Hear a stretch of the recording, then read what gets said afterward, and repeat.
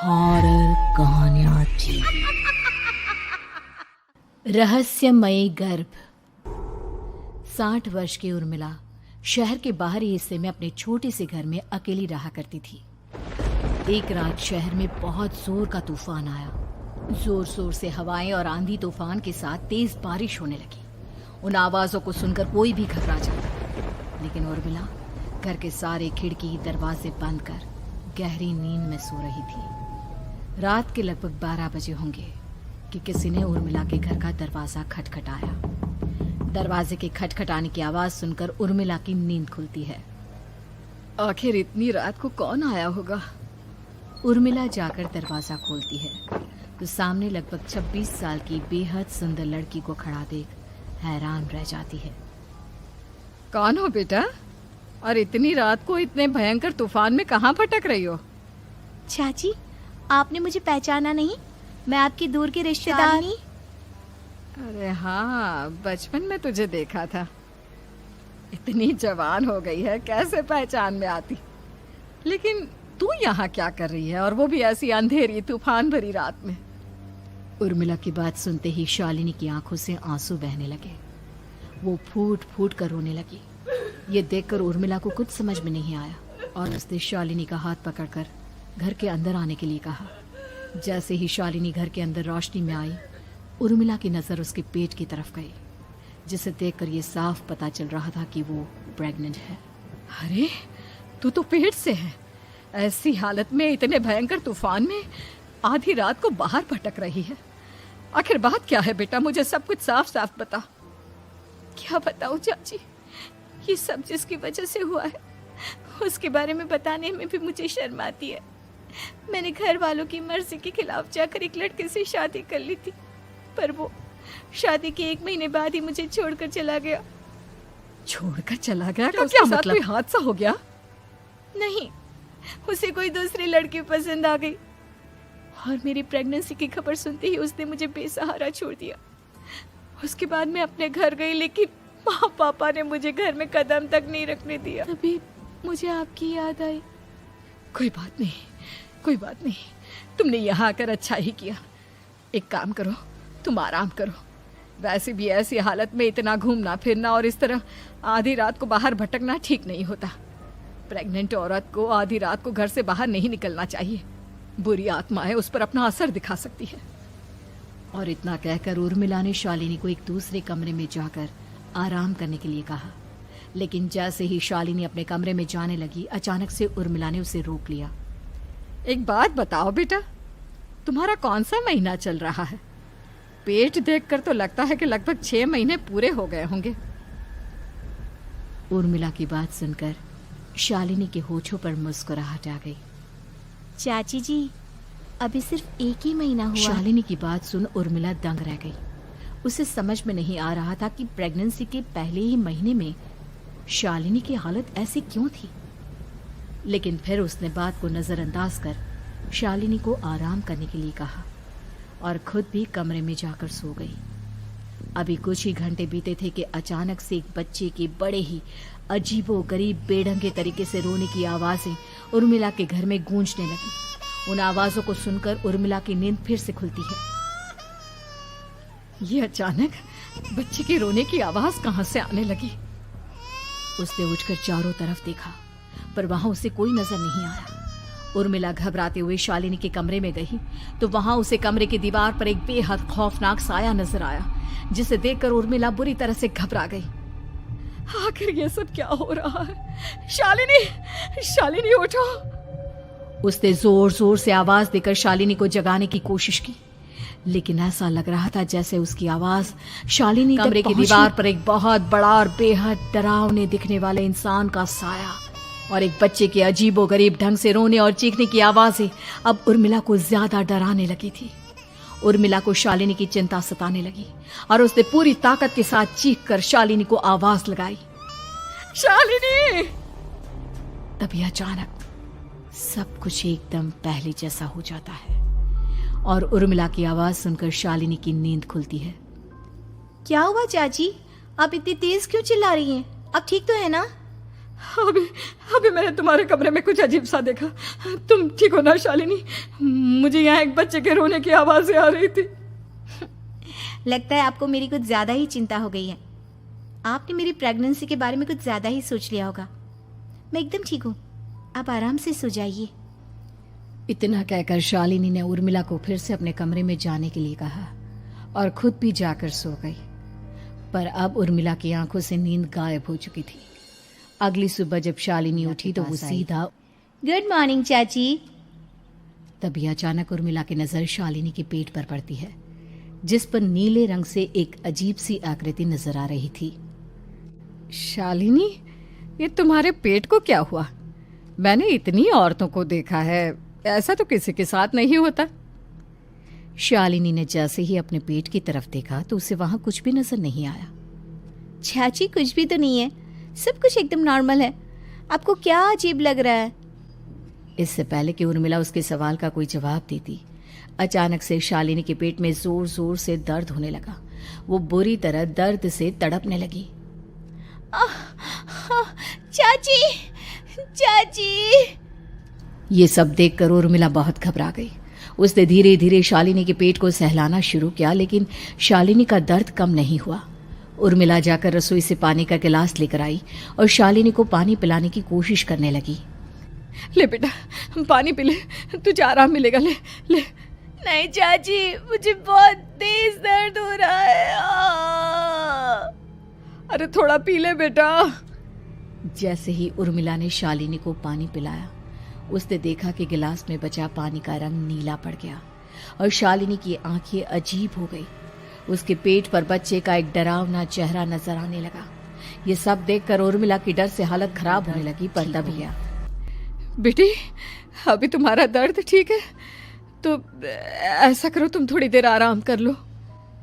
शालिनी को आराम करने के लिए कहकर उर्मिला तेज कदमों से चलकर घर से बाहर निकल जाती है और पास ही रहने वाली एक औरत कालिंदी के पास पहुंचती है।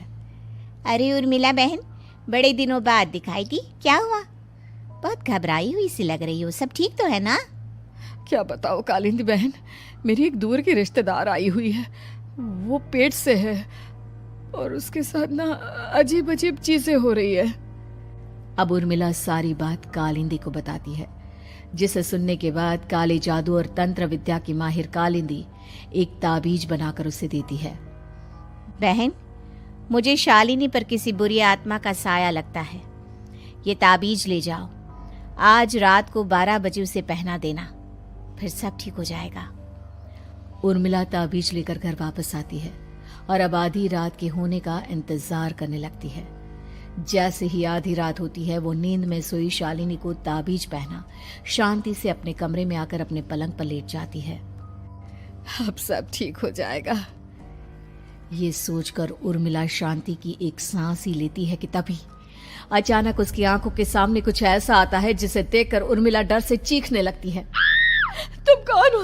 कौन हो तुम? जाओ यहाँ से, जाओ जाओ यहाँ से। तभी उर्मिला की एक जोरदार दर्द भरी डरावनी चीख वहां पर गूंज गई। उर्मिला की आंखों के सामने एक बच्चा खड़ा हुआ था, जिसका पूरा शरीर किसी बूढ़े की तरह नजर आता था, लेकिन मुंह किसी नवजात बच्चे की तरह था। उसकी आंखें गुस्से से लाल थी और वो घूर घूर कर उर्मिला की तरफ देखा जा रहा था। कौन हो तुम? कौन हो? उर्मिला के चीखते ही वो बच्चा जोर जोर से रोने लगा। घबराकर उर्मिला ने अपने हाथों को अपने कानों पर रख लिया। उसकी समझ में नहीं आ रहा है कि आखिर ये कौन हो तुम? कौन हो? क्या चाहते हो मुझसे? जाओ जाओ यहाँ से, आखिर तुम हो कौन? तभी अचानक से उर्मिला के पूरे घर में लाल रंग की रोशनी फैल गई। वो बच्चा धीरे धीरे कदमों से चलता हुआ उर्मिला की तरफ बढ़ने लगा। किसी नवजात पैदा हुए बच्चे के जैसे उसके रोने की आवाज अब उर्मिला के कानों में गूंज रही थी। लेकिन कुछ ही सेकंड में वो चुप हो गया और उसने बेहद खतरनाक आवाज में उर्मिला के सवाल का जवाब दिया। मैं वो हूँ जो अब तक पैदा नहीं हुआ, लेकिन जब मैं पैदा हो जाऊंगा तो वो होगा जो अब तक कभी नहीं हुआ। ये क्या कहना चाहते हो तुम? जो अब तक नहीं हुआ? तबाही होगी, तबाही। सब कुछ खत्म हो जाएगा और ये जो लड़की मुझे जन्म देने वाली है, मैं उसका खून पी जाऊंगा, सारा खून।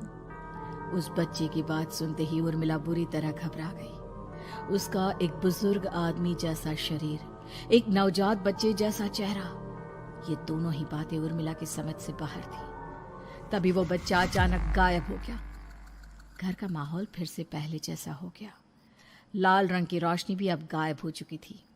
उर्मिला दौड़कर शालिनी के कमरे में पहुंची, जहां वो गहरी नींद में सोई हुई थी, पर उसके गले का ताबीज गायब हो चुका था। उठो उठो शालिनी, उठो बेटा, मुझे तुमसे ज़रूरी बात करनी है। अरे चाची, क्या हुआ? इतनी रात को आप परेशान क्यों कर रही हैं? सब ठीक है ना? अभी जब तुम सो रही थी ना, तो मैंने तुम्हारे गले में एक ताबीज पहनाया था। कहाँ गया बेटा, बताओ मुझे।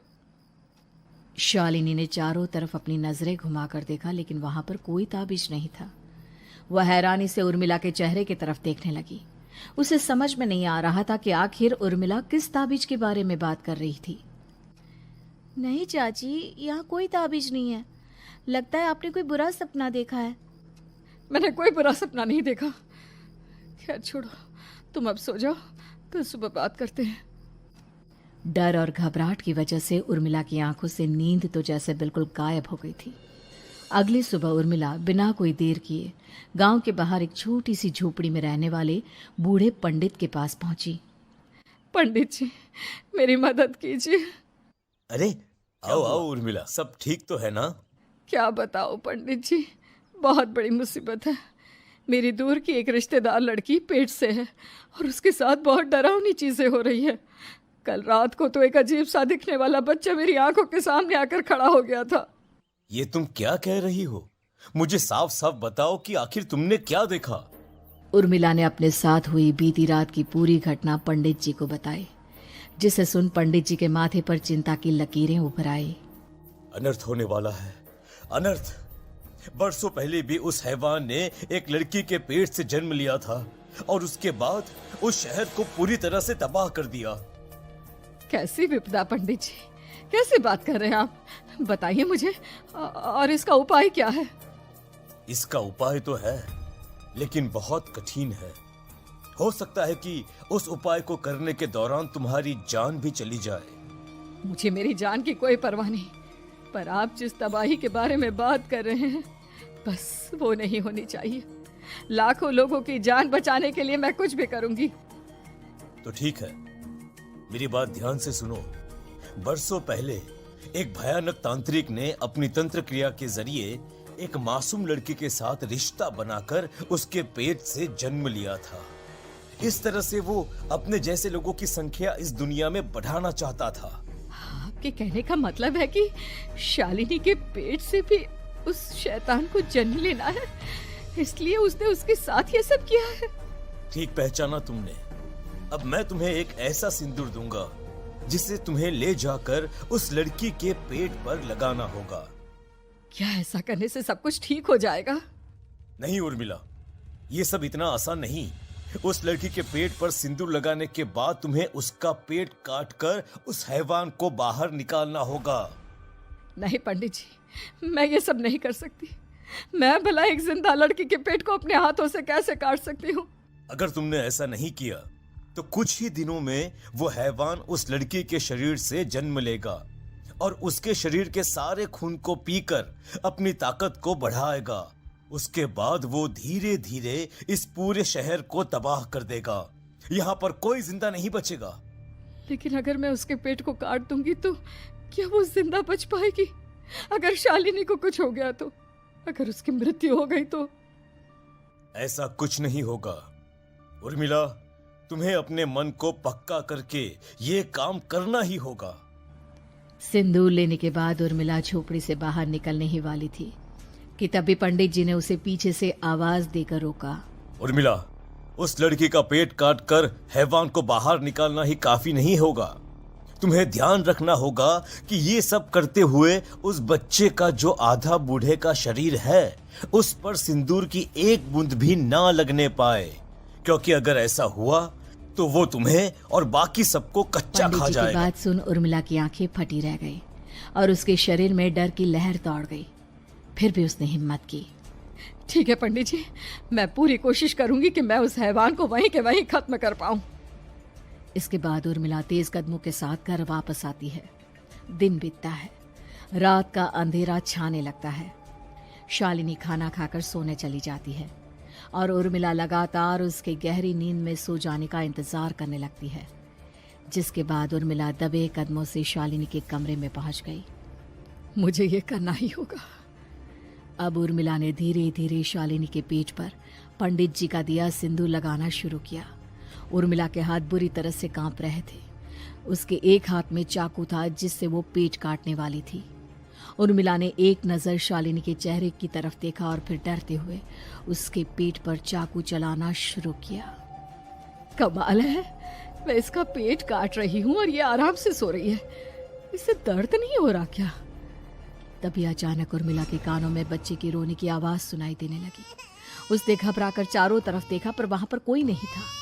बस रोने की आवाज लगातार आ रही थी। उर्मिला बिना रुके लगातार शालिनी के पेट को काटती रही। उसे इस बात का भी ध्यान रखना था कि सिंदूर बच्चे के बूढ़े आदमी वाली शरीर के हिस्से पर ना लगे। कुछ ही देर में वो हैवान के हाथों में था। उसने बड़ी ही सावधानी से उस बच्चे को बाहर निकाला और पंडित जी के कहे अनुसार उसे घर से दूर जलाने के लिए ले गई। पर तभी उसके सामने वही बूढ़े शरीर और बच्चे के चेहरे वाला बच्चा आ गया। अपनी गोद में और सामने भी बच्चे को देखकर उर्मिला हैरान रह गई। मुझे मारोगी? मुझे इतनी हिम्मत कैसे आ गई तुम्हारी? तुम पैदा नहीं हुए हो और मुझे पता है जब तक तुम्हारा जन्म नहीं हो जाता तो मुझे कुछ नहीं कर सकते। इतना बोलते ही उर्मिला तुरंत उस बच्चे को घास के ढेर पर फेंककर उसमें आग लगा देती है, जिसके तुरंत बाद वो बूढ़े आदमी के शरीर और बच्चे के चेहरे वाला अजीब तांत्रिक का भूत भी वहां से गायब हो जाता है। कुछ देर बाद उर्मिला घर पहुंचती है तो वो ये देखकर हैरान रह जाती है कि शालिनी का पेट अपने आप जुड़ चुका था। शुक्र है भगवान का और उन पंडित जी का, अब सब ठीक हो जाएगा। सुबह शालिनी सोकर उठती है तो अपना पेट देख बुरी तरह घबरा जाती है। चाची, चाची ये सब क्या हो गया? मेरा पेट अचानक कम कैसे हो गया? कहाँ गया चाची? बेटी, वो बच्चा नहीं एक खतरनाक तांत्रिक था जो तुम्हारी कोख से जन्म लेकर सबको मार देना चाहता था। वो पैदा होते ही तुम्हारी जान भी ले लेता, इसलिए मैंने पंडित जी के बताए उपाय से उसका खात्मा कर दिया है। अब सब ठीक है। शालिनी को उर्मिला की बात समझ में नहीं आती, जिसके बाद शालिनी को पूरी बात उर्मिला आराम से समझाती है। अब वो दोनों ही भगवान का शुक्र अदा करती हैं और एक साथ रहने लगती हैं।